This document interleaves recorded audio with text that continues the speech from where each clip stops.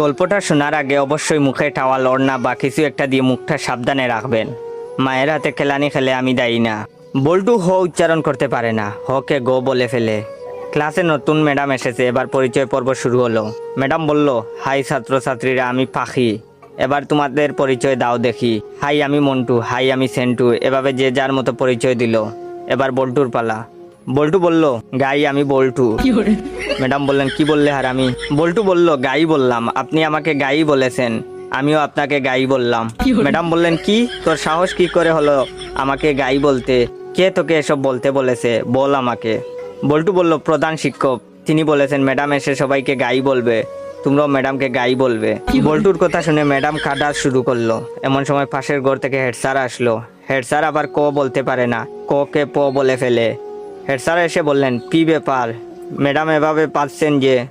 প্রথম দিনেই ম্যাডাম রে এভাবে পাদানো হলো কেন?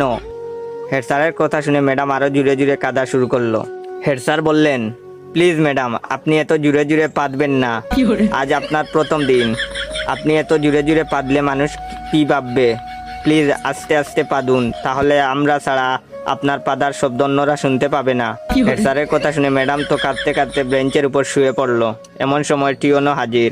টিওনো আবার শ বলতে পারে না, শকে ম বলে ফেলে। টিওনো, কি ব্যাপার ম্যাডাম, আপনি এখানে মুতলেন কেন? বেঞ্চের উপর মুতলে কি ভালো লাগবে? আপনার মুতার দরকার হলে আমাদের বলতে পারতেন, আমরা আপনাকে বিছানা তৈরি করে দিতাম, বিছানায় আপনি আরামে মুততে পারতেন। এমন সময় শিক্ষামন্ত্রী হাজির। শিক্ষামন্ত্রী আবার উপরের সবগুলো সমস্যা বিদ্যমান। শিক্ষামন্ত্রীকে যে যার মতো ঘটনা খুলে বলল।